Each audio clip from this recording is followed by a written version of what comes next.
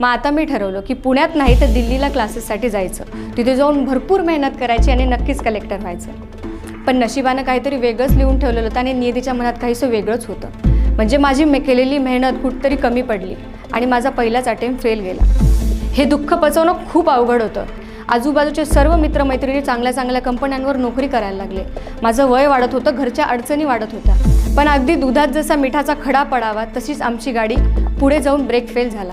गाडीचा brake fail झाला आणि ऐन घाटामध्ये गाडी एका मोठ्या दगडावरती जाऊन कोसळली। पेल आभाळ पंखावरी घेऊन पृथ्वी तळ हातावरी, मार उंच भरारी यशाच्या शिखरावरी।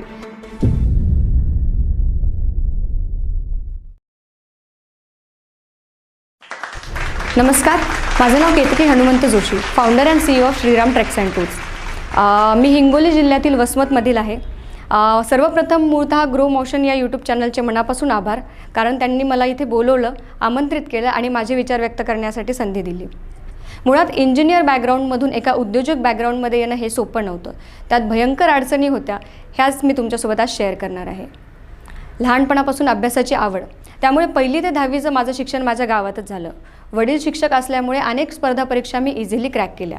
शालेय अभ्यासासोबतच वक्तृत्व स्पर्धा, वादविवाद स्पर्धा, निबंध लेखन, कविता वाचन या सर्व स्पर्धांमध्ये मी नेहमीच अग्रेसर होते। 10वीत घवघवीत यश मिळवलं आणि त्यानंतर मी लातूरमधील महात्मा गांधी विद्यालय येथे ॲडमिशन घेतलं।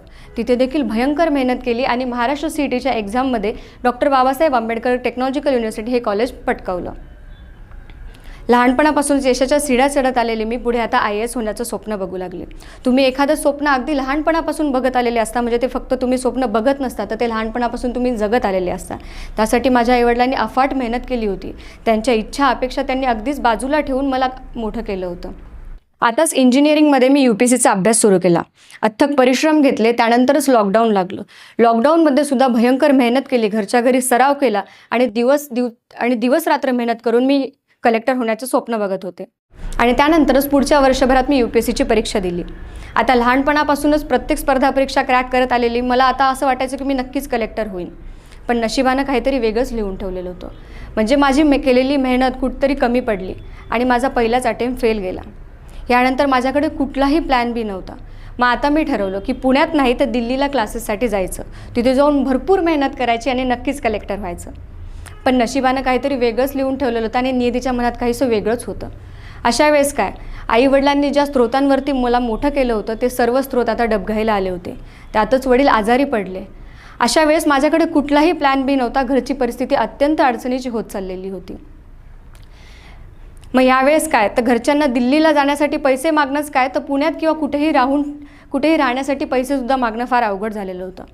मग त्यावेळेस काय, स्वतःजवळचे पैसे संपत आले होते, वैचारिक गोंधळ वाढला होता, कॉन्फिडन्स अगदी लो गेला होता, स्वतःबद्दलचा सेल्फ डाऊट तयार झाला, आत्मविश्वास संपूर्णतः ढासळला होता। यावेळेस काय, तर एक नवीन स्रोत म्हणून परत एकदा प्लेसमेंट देण्याची तयारी मी सुरुवात केली। अनेक कंपन्यांमध्ये ट्राय केलं, पण कुठेही मला यश मिळालं नाही। त्यानंतर वारंवार नवनवीन कंपन्या देत गेले, नवीन नकार पचवत गेले, परंतु तिथे कुठेही मला यश मिळालं नाही। त्यानंतर मी प्लेसमेंट द्यायचं ठरवलं। प्लेसमेंटसाठी सुद्धा जय्यत तयारी केली, परंतु अनेक प्लेसमेंट देताना मला कायम नकार आले। भरपूर कंपन्यांचे निकालच माझ्याजवळ आले नाही किंवा अनेक कंपन्यांच्या निकालामध्ये मी कधीच आले नाही। त्यानंतर ज्या मास रिक्रूटमेंट करणाऱ्या कंपन्या होत्या त्यात देखील माझं कधीच नाव आलं नाही। मी साधारणतः 70 ते 80 कंपन्या दिल्या, पण कुठल्याही कंपनीत माझं सिलेक्शन झालं नाही। त्यानंतर काय, भयंकर वैचारिक गोंधळ वाढला, स्वतःजवळचे पैसे संपत आले, आजूबाजूचे सर्व मित्रमैत्रिणी चांगल्या चांगल्या कंपन्यांवर नोकरी करायला लागले, माझं वय वाढत होतं, घरच्या अडचणी वाढत होत्या। अशा वेळेस काय करायचं, कुठलाही मार्ग सुचत नव्हता, परंतु प्रयत्न कायम चालू ठेवले। आणि हे प्रयत्न देत असताना कुठेतरी थोडासा विरंगुळा म्हणून मी स्वतःचं यूट्यूब चॅनल सुरू केलं। UPSCचा अभ्यास करत असताना कला स्थापत्य या क्षेत्राचा मी अभ्यास केला होता, त्यामुळेच आपल्या महाराष्ट्रात जे काही स्थापत्याची मंदिरं वगैरे आहेत त्याचा मी अभ्यास सुरू केला आणि त्याच यूट्यूब चॅनलमधून मी ती माहिती सर्वांपर्यंत पोहोचवण्याचा प्रयत्न केला।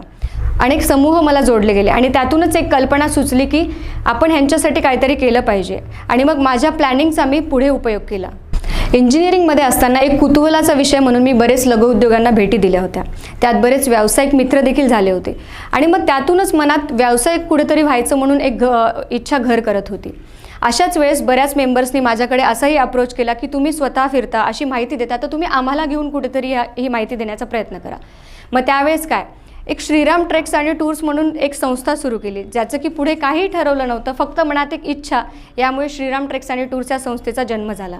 मग काय, श्रीरामांना अग्रेसर ठेवून श्रीरामांच्या सारखंच एकवचनी राहायचं म्हणून आम्ही श्रीराम ट्रेक्स अँड टूर्सची स्थापना केली. पहिला ट्रेक किंवा पहिली टूर टाकायची कुठे, अख्ख्या महाराष्ट्राचं आद्यदैवत छत्रपती शिवाजी महाराजांचं आपल्या स्वराज्याची पहिली राजधानी म्हणून आम्ही रायगडला पहिली ट्रिप रायगडला टाकली. त्यानंतर काय तर पुढच्या 15 दिवसातच ॲडव्हर्टायझिंग केली, सगळ्या स्किल्स अवगत केल्या आणि पुढच्या 15 ते 20 दिवसातच माझ्याकडे 35 मेंबर्सचा एक ग्रुप तयार झाला. लहानपणापासूनच वक्तृत्वात आवड असल्यामुळे, संभाषण कौशल्य असल्यामुळे 35 मेंबर्स अगदी इझिली तयार झाले. मग काय, ट्रिप सुरू झाली. ज्या दिवसाची मी आतुरतेने वाट पाहत होते तो दिवस आला. ट्रिप सुरू झाली. मॅनेजमेंट थोडंसं चुकलं होतं, पण सगळं काही सध्या तरी ठीक चाललेलं होतं. व्यवस्थित आम्ही ट्रेक केला, त्यानंतर जेवण केलं आणि मग कुठे चुकलो कुठे बरोबर अशा प्रत्येक गोष्टीचा आढावा घेत रायगडाचं दर्शन घेऊन आम्ही पुण्याकडे रवाना व्हायला निघालो.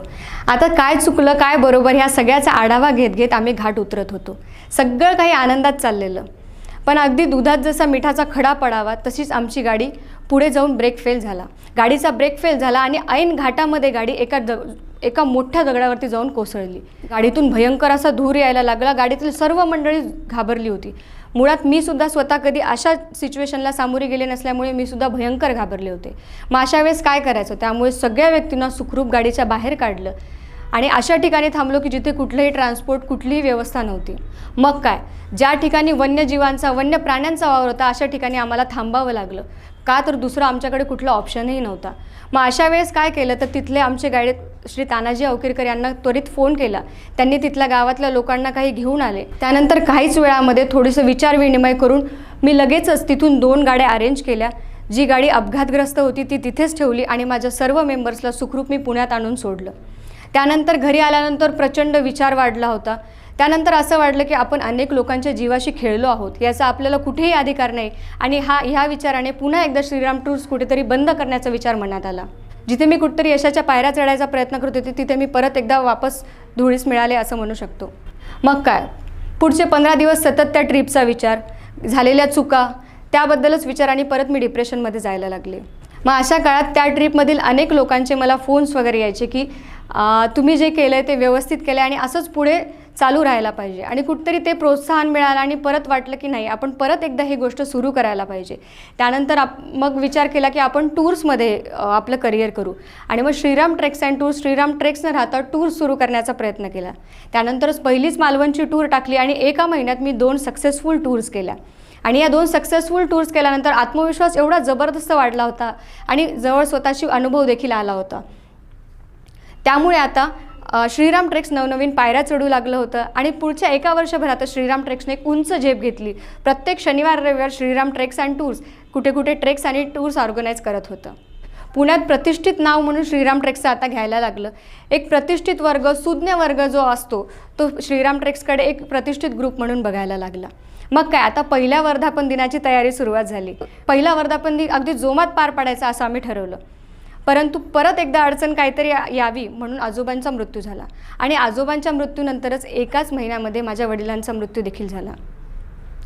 हे दुःख पचवणं खूप अवघड होतं, कारण लहानपणापासून ज्या व्यक्तीने आपल्याला लहानाचं मोठं केलं आहे, स्वतःच्या इच्छा अपेक्षा बाजूला ठेवल्यात, अशा व्यक्तीचा अचानक मृत्यू होणं हे आपल्यासाठी पचवणं खूप अवघड होतं.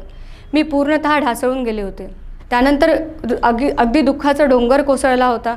घरच्यांना सांभाळायचं होतं, कारण अचानकच घरात 2 मृत्यू झाले होते. वडील गेल्यामुळे घरचा आर्थिक कणा कोलमडला होता. अशा वेळेस सगळं काही मला सांभाळायचं होतं.